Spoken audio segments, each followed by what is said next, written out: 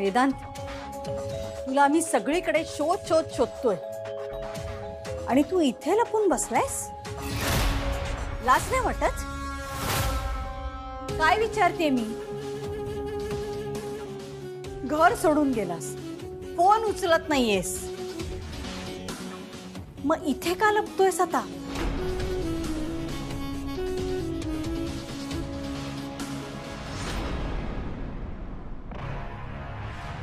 लपलो नाहीये मी, अगदी उजळ माथ्याने राहतोय इथे. मग फोन का उचलत नव्हता? इच्छा नाही झाली. काहीच वाटत नाही का रे असं बोलताना? नूतन काकू प्लीज प्लीज आता तरी वेदांतला समजून घे. एक मिनिट. आई आणि मुलाच्या मध्ये बोलायचं नाही. अमूल्या, जरा थांब थांब तू जरा. आद्या, विक्रांत, आरती, तुम्हाला सगळ्यांना माहिती होतं ना वेदांत घर सोडून गेल्यावर माझी काय परिस्थिती झाली? तरी सुद्धा तुम्ही सगळ्यांनी माझ्यापासून हे लपवून ठेवलं. आई अगं, आम्हाला खरंच माहिती नव्हतं दादा इथे येते. अगं पण तो इथे का आलाय हे तरी समजून घे ना तू. आई हॉटेलमध्ये राहत होता. अगं तो एकटा पडला होता. अण्णा त्याला घेऊन आले तिथे. अण्णा, तुम्ही काय वेदांतला घरजावाई करून घेणार आहेत का? अरे वा, छान विचार आहे तुमचा नूतनजी. म्हणजे वेदांतरावांची हरकत नसेल तर मला काहीच प्रॉब्लेम नाही. तुमच्याशी काही न बोललेलंच बरं आहे. आई प्लीज भांडू नकोस ना. अगं दिवाळी आहे आणि तू. दिवाळी आहे ना, मग घरी थांबायचं होतंस. इथे का आलास तू? पूजा झाल्या बरोबर इथे आलास. आत्ताच बायकोचा बैल झालास का? प्लीज गं, काय बोलतेस तू आई? आद्या, तू गप्प बस. मला माहिती आहे ना, अमूल्य आणि अण्णांनी सगळ्यांना फूस लावली. मी तिकडे घरी टेन्शन मध्ये आहे आणि इथे तुम्ही सगळे जण आनंद साजरा करताय. आणि मग तुम्ही आलातच का इथे सगळ्या मुलांच्या आनंदावर विरजण घालायला? आत्ता काही वेळापूर्वी मुलं किती आनंदात होती सगळी. पण नाही, तुम्ही आलात आणि हे नको ते काहीतरी करायला लागला. आत्ता थोड्या वेळापूर्वी मी सगळ्यांना म्हणालो की मुलांनो, असंच आयुष्यभर कायम एकत्र या आणि सण साजरे करा. का तर सण हे असतातच मुळी त्याच्यासाठी. पण नाही, तुम्हाला मुलांचा आनंद बघवतच नाही. बरोबर ना? आणि मी स्वतः वेदांतरावांना कितीतरी वेळा सांगितलं, वेदांतराव जा, त्या घरी जाऊन या, दिवाळी आहे, सण आहे. पण त्यांची इच्छाच होत नाहीये. कारण तुम्ही त्यांना तसं करायला भाग पाडलं. राहिला प्रश्न ते इथे का राहायला आले, तर मी स्वतः बोलावलं त्या. कारण हॉटेलमध्ये एकटे राहत होते ते. मी अमूल्याला सांगितलं की जा त्यांना घेऊन ये. तेव्हा सुद्धा नाहीच म्हणत होते ते. पण अमूल्य त्यांना घेऊन आली इथे. का? त्यांना तिथे एकटं वाटायला नको म्हणून. आणि मला खरंच आश्चर्य वाटतं नूतनजी, तुमचाच मुलगा आहे ना तो, तर तुम्ही त्याला समजून घेत नाही आहात. कमाल. आई, आणि काय यायचं ग मी घरी? आणि आई ऍक्च्युली ना मी घरी येणार होतो. पण तू हे जे काही वागलीस ना, त्याने तू प्रूव्ह केलंयस की मुलगा म्हणून माझी काहीच किंमत नाहीये.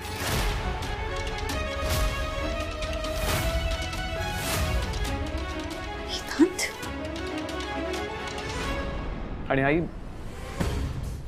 नकोय मला तुझं काही. मी सोडलेल्या कंपनीत तू 20 करोड इन्व्हेस्ट केले होतेस ना. त्या कंपनीची व्हॅल्यू आता 300 करोड आहे. आणि हेच माझ्याकडून तुला दिवाळीचं गिफ्ट असं समज. हे सगळं अमूल्याने कान भरले म्हणून बोलतोयस ना तू?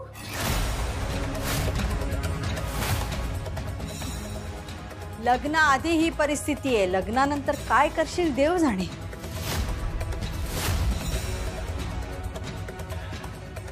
आई, मला नाही बोलायचं नव्हतं, पण अनफॉर्च्युनेटली बोलावं लागतंय. तू जे माझ्यासाठी करू शकली नाहीस ना, ते अमूल्याने केलं. अमूल्य ठामपणे माझ्या पाठीशी उभी राहिली. आणि आई, एक गोष्ट ना लक्षात ठेवतो, मी आणि अमूल्य एकत्र असलो ना, की या जगातली कुठलीच ताकद आमचं काहीच बिघडवू शकत नाही. तो पुरुषोत्तम सुद्धा.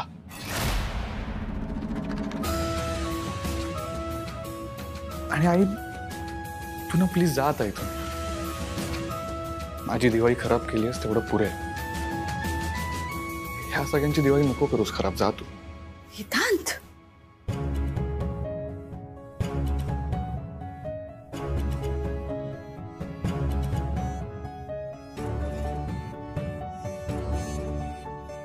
मला खरं तर मध्ये बोलायचं नव्हतं काकू, पण तुम्ही मला भाग पाडलत बोलाय. तुम्ही आत्ता इथे आलात तेव्हा मला असं वाटलं की तुम्ही वेदांजवळ जाल आणि त्याला शांतपणे म्हणाल की जाऊ दे, झालं गेलं सगळं विसरून जा आणि चल आपण आपल्या घरी जाऊ, आपल्या घरी दिवाळी साजरी करू. नाही, आत्ता सुद्धा तुम्हाला भांडायचंच आहे.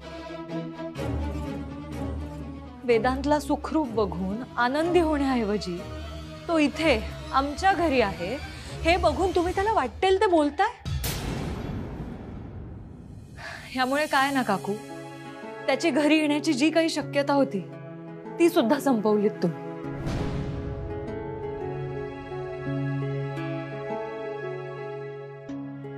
मी सुद्धा विनंती करते तुम्हाला, आमची दिवाळी खराब करू नका.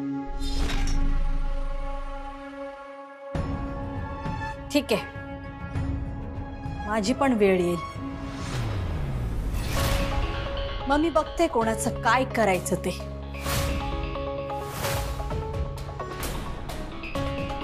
आरती, वानखेड्यांची सून आहेस तू, तुलाही त्याच घरी यायचंय, लक्षात आहे ना?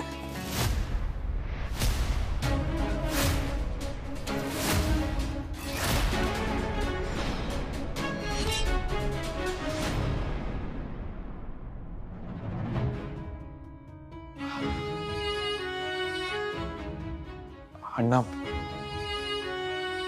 सॉरी, म्हणजे माझ्यामुळे हे सगळं घडलं. हो, मला माहित असतं ना आई इथे येणार आहे तर मी इथे थांबलोच नसतो. नाही नाही, पण वेदांतराव, मला वाटतं जे काही झालं ते बरंच झालं एका अर्थी.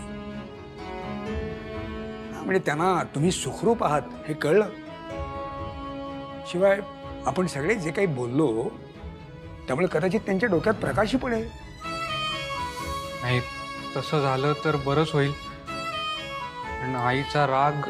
नाही नाही नाही, हे बघा विक्रांतराव, आईचा राग फार काळ टिकत नाही. आईचं आपल्या मुलांवरचं चिडणं फार क्षणिक असतं. आणि माझी तर खात्री आहे की ही जी सगळी भांडणं आहेत ना, ही सगळी लवकरात लवकर संपतील. खरं सांगतो.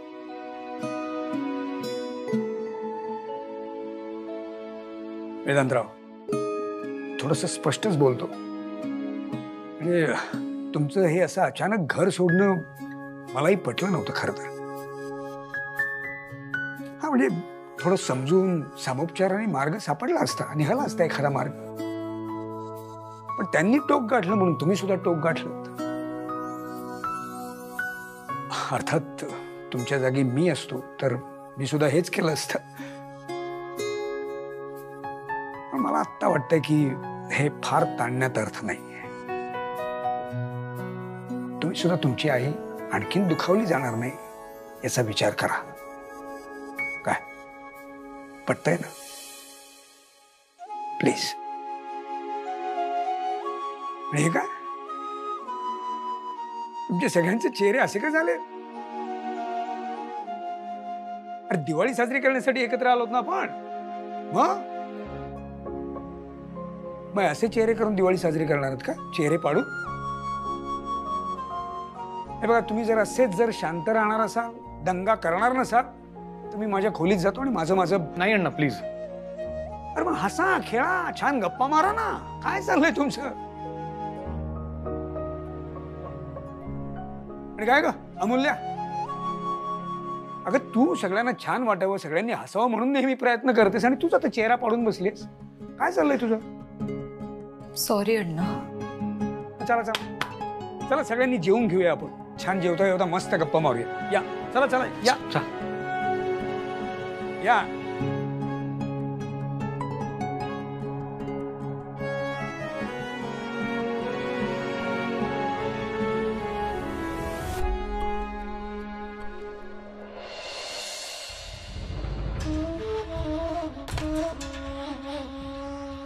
काय ग, काय झालंय काय? सावकाश, पाणी देऊ का जरा? नाही नकोय. बर ठीक आहे, मग चल आपण जेवण घेऊयात आता. नाही मला भूक नाहीये, मला काही जेवायला वगैरे तर मला मुळीच नकोय. नूतन, काय झालंय नीट सांगशील का मला?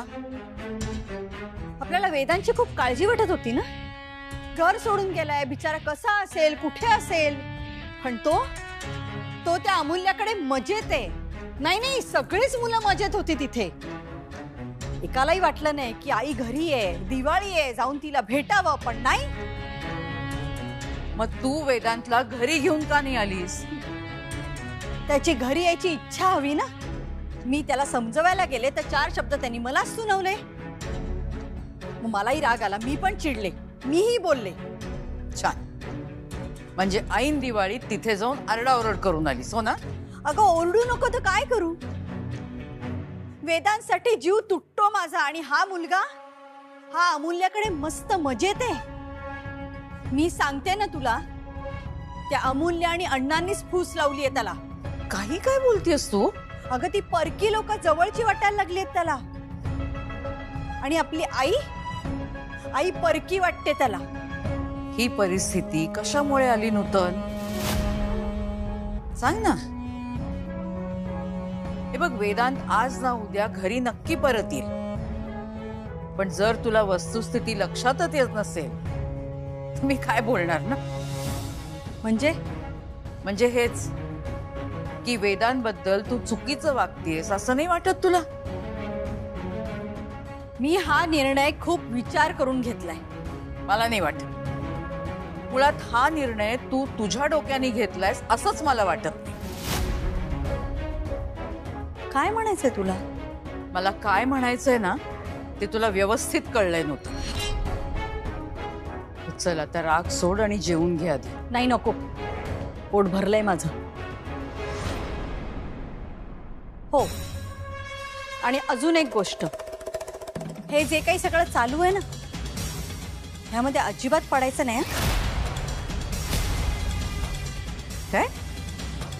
त्या अमूल्याला मी या घरामध्ये सून म्हणून येऊ देणार नाही.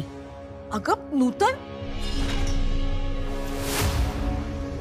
आणि हा निर्णय माझा स्वतःचा आहे, माझ्या स्वतःच्या डोक्याने घेतलेला आहे. हा,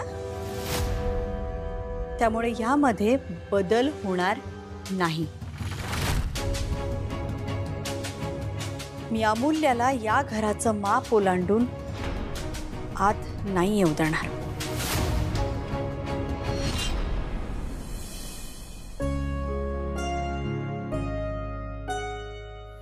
अमूल्या, आईचं बोलणं तू जास्त मनाला लावून घेऊ नकोस. अरे नाही रे वेदांत,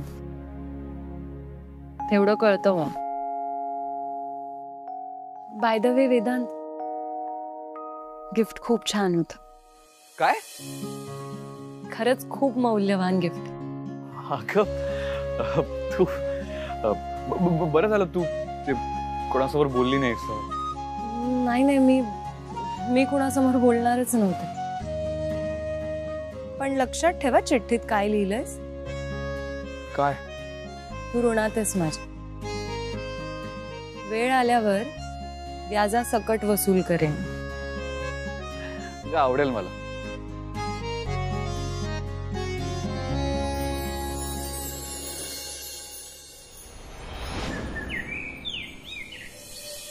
गुड मॉर्निंग.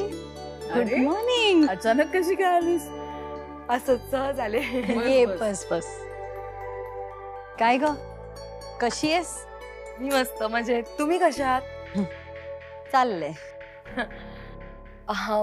ऍक्च्युली मला वाटलं होतं की सार्थक दादा इथे आला असेल म्हणून मी आले.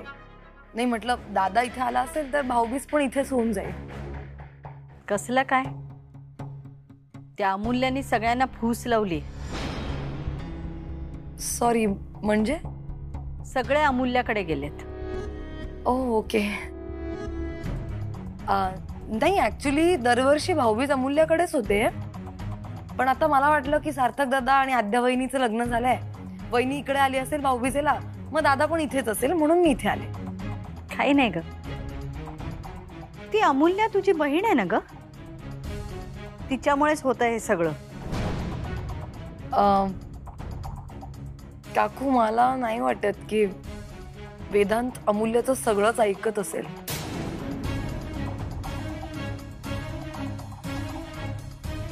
तू तुझ्या बहिणीला अजून ओळखलं नाहीयेस, तिच्यामुळे वेदांचं खूप नुकसान होतंय. R you serious?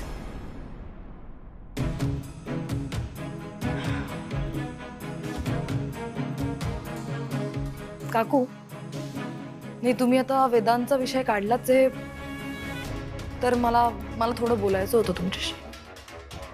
बोल ना. काकू तुम्ही वेदांच्या कंपनीत नवीन CEO अपॉइंट केलेत आणि त्यामुळे वेदांनी रिझाईन केलंय.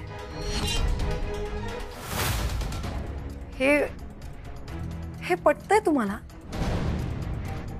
नाही म्हणजे वेदांतने एवढ्या मेहनतीने ती कंपनी उभी केली आहे तर त्याच्यावर अन्याय नाहीये का हा? तो अमूल्याच्या मागे वेडा झालाय आणि म्हणूनच त्याच्यावर ही वेळ आली. नूतन आई मी तुला सांगितलं तू ह्यामध्ये पडू नकोस. कालच सांगितलं ना मी तुला. बाई तुला जे कळलंय ना ते आई असून सुद्धा हिला कळलेलं नाहीये.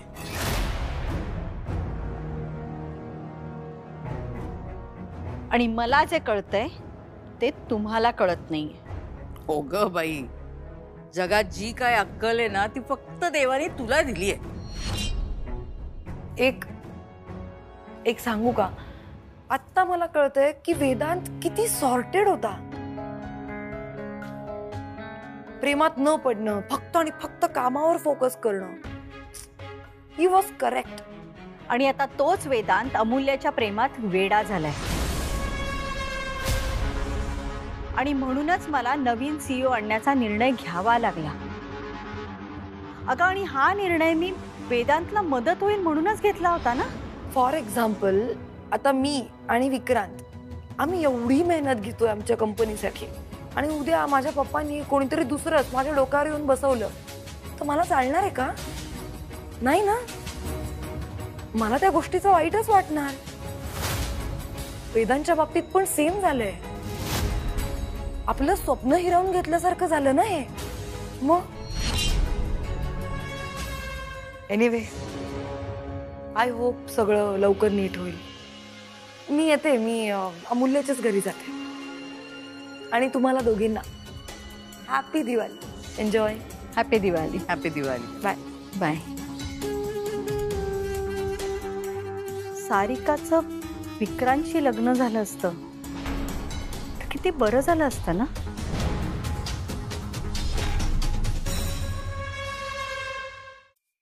वेदांत, त्या अंगठीवालीला दिवाळीचं विश केलंस का रे तू?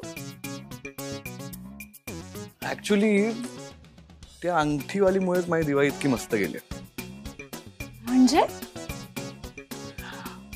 तुला नाही करणार. जाऊ दे. बरं वेदांत सांग ना, कोण आहे ती आणि तू कधी भेटवशील मला? अमूल्य, आरसा आहे का ग घरात? ढीगभर पडलेले, पण आता आरशाचं काय मध्येच? ऍक्च्युली मला माझे केस सेट करायचे होते म्हणून विचारलं. सिरियसली? Good morning. अरे Good morning. Good morning.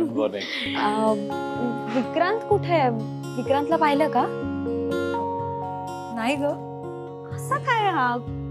कुठे गेलाय काही सांगूनच नाही गेला. ऍक्च्युली सार्थक पण नाहीये घरात, पण तो मला सांगून गेलाय. दोघं एकत्र गेलेत का? दोघांची गाड्या नाही आहेत म्हणजे एकत्र नसतील गेले ते. अरे नाही, वेगवेगळेच गेलेत ते. पण बरं झालं सार्थक गेला. हा म्हणजे अगं असं का बोलतेस? काय नाही, विसरा. ए बरं, ताई चहा घेईल, वहिनी तू काय घेशील? मला कॉफी चालेल, पण मी घेते, करू नको, तू बस. अगं नाही, तू थांब, मी आणते ना. नको अमूल्या, उगाच आमच्यामुळे तुम्हाला डिस्टर्ब नको. बसा तुम्ही. म्हणजे अगं म्हणजे तू आणि दादा तुमच्या गप्पा एवढ्या रंगल्या होत्या. आम्ही करून घेतो ना चहा कॉफी वगैरे आमचं. खरंच, कॅरी ऑन. अगं पण वहिनी खूप कामं पडली, किती राहिले ते सगळं आपण आजच करून टाकू.